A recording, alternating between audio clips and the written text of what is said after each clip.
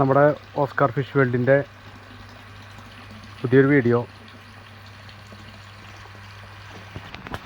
ഇതിൽ നമുക്കേ ടാങ്കിൽ പുതിയ ടാങ്ക് ഇപ്പോൾ മുൻപത്തെ വീഡിയോകൾ കണ്ടിട്ടുണ്ടെങ്കിൽ മനസ്സിലാവും. നമ്മൾ 1 ഇഞ്ച് വരെ ഹാച്ചറിയിലാണ് നിർത്തിയിട്ടാണ് 1 ഇഞ്ച് ആക്കിയിട്ട് അവിടെ നിന്ന് വലുതാക്കാനുള്ള സൈസായി ആയവരെ മറ്റൊരു ഫാമിലിക്ക് മാറ്റാണ്. ഞങ്ങളുടെ തന്നെ മറ്റൊരു ഫാമിലിക്ക്. അതിൽ ഇതിപ്പോൾ വേണ്ട വലിയൊരു ടാങ്കാണ്. ഏകദേശം ഒരു 8,000-10,000 ലിറ്റർ കൊള്ളാവുന്ന ഒരു ടാങ്കാണത്. ഇതാദ്യം നമ്മൾ വാഷ് ചെയ്ത് അത് ഉപയോഗിച്ചുകൊണ്ടിരിക്കുന്ന ടാങ്കായത് കൊണ്ട് ഓരോ ബാച്ച് കഴിയുമ്പോൾ അത് വാഷ് ചെയ്തിട്ട് അതിന് ശേഷം വെള്ളം നിറയ്ക്കും. ഇപ്പോൾ ഏകദേശം ഒരു 1.5-2 അടിയോളം വെള്ളം ഉണ്ട് ഇതിൽ. അതിൽ വെള്ളം നിറച്ചു. അതിന് ശേഷം നമ്മുടെ pH ബൂസ്റ്റർ, pH വെള്ളത്തിൽ കുറവായിരിക്കും സാധാരണ. ഇപ്പോൾ എല്ലാ സ്ഥലങ്ങളിലും pH കുറവാണ്. അപ്പോൾ അതുകൊണ്ട് തന്നെ pH ബൂസ്റ്റർ കലക്കി pH സ്റ്റഡിയാക്കി. അതുപോലെ തന്നെ കല്ലുപ്പ്, അയഡിൻ ഇല്ലാത്ത കല്ലുപ്പ് ഒരു 2-3 പാക്കറ്റ് ഇട്ടു. അതാവുമ്പോൾ മിനറൽസും പിന്നെ എന്തെങ്കിലും ചെറിയ ബാക്ടീരിയകളൊക്കെ ഞാൻ മാനേജ് ചെയ്യുമെന്നുള്ളതുകൊണ്ട് നമ്മളതും ചേർക്കും. ചേർത്തതിന് ശേഷം എയർ കൊടുത്ത് ഒരു ദിവസം ഇടും. ഒരു ദിവസം ഇട്ടിട്ട് അതിൻ്റെ അടുത്ത ദിവസമാണ് നമ്മൾ കുഞ്ഞുങ്ങളെ ഇറക്കണത്. ഇപ്പോൾ ഇതിൽ ഇറക്കിയിട്ടുള്ളത് ടൈഗറും അതുപോലെ തന്നെ കോപ്പർ രണ്ടിൻ്റെയും കുഞ്ഞുങ്ങളുണ്ട്. അത് മിക്സ് ചെയ്താണ് ഇറക്കിയിട്ടുള്ളത്. നമ്മൾ ഒരേ സൈസിൽ 1000 എണ്ണം 1200 എണ്ണം കിട്ടാൻ വേണ്ടിയിട്ടാണ് അങ്ങനെ തിരഞ്ഞെടുക്കുന്നത്.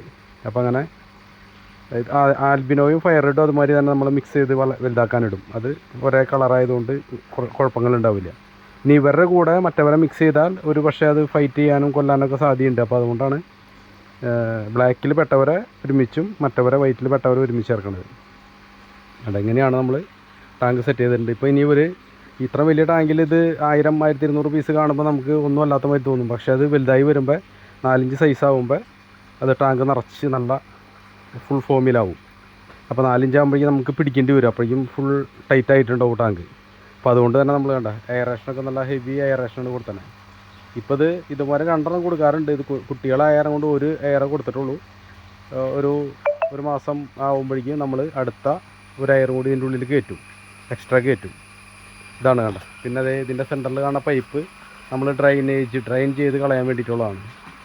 ഇത് അവിടെ അടിയിൽ ഒരു ചെറിയ ടാങ്ക് പോലെ ഉള്ളതിൽ വാൽവ് വെച്ചിട്ടുണ്ട്. അത് തുറന്നാൽ നമ്മൾ വാക്വം ചെയ്ത് സൈപ്പൻ ചെയ്ത് കളയണ പോലെ വെള്ളം പോവും. ഇതിൻ്റെ ടാങ്കിൻ്റെ അടി സെറ്റ് ചെയ്തിട്ടുള്ളത് കുനിയലിൻ്റെ ഷേപ്പിലാണ്. നടുവിലേക്ക് കുഴിയായിട്ട് കുനിയലിൻ്റെ ഷേപ്പിലാണ് ചെയ്തിട്ടുള്ളത്.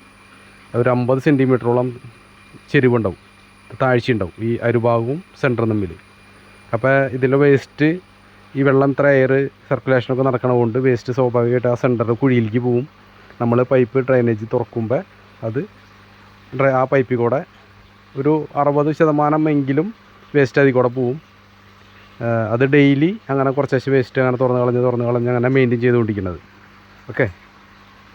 പിന്നെ നമ്മൾ വെള്ളം തുറന്ന് കളയുന്നതിന് അതേമാതിരി തന്നെ ഇവിടെ മോട്ടറിൻ്റെ പൈപ്പുണ്ട്. ഇതിലേക്ക് വെള്ളം അടിക്കും. പിന്നെ അതുമാതിരി ഇതിൽ നമ്മളൊരു ഫിൽട്രേഷൻ്റെ ടാങ്ക് കൊടുത്തിട്ടുണ്ട്. ഇപ്പോൾ അത് റൺ ചെയ്തിട്ടില്ല. ഇന്നലെയാണ് നമ്മളതിനെ കുട്ടികളെ ഇറക്കിയിട്ടുള്ളൂ. അപ്പോൾ അത് കാരണം കൊണ്ട് ഒരു 2-3 ദിവസത്തിനുള്ളിൽ നമ്മളതിനെ ഓപ്പൺ ആക്കും.